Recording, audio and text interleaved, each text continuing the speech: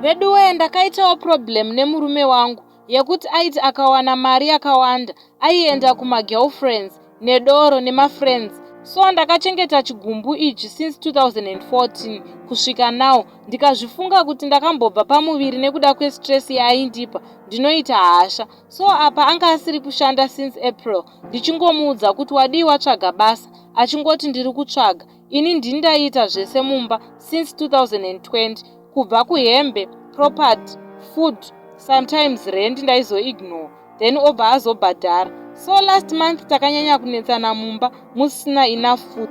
Tine vana 3 aged 17, 6 and 3 years.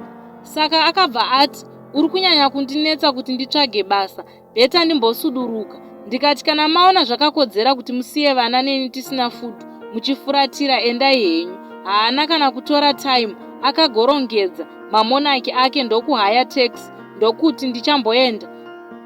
Ndakangoti okay, ndikasara ndikaudza family yangu, vakati pamwe achadzoka, then vakandibatsirawo nefood nemari yerent. Nanhasi I'm still confused kuti chii chakaitika. So ndakazonzwa kuti akugara kwebrother yake, and ivo bhudhi ava havana kufona kubvunza kuti why murume wenyu ari pano.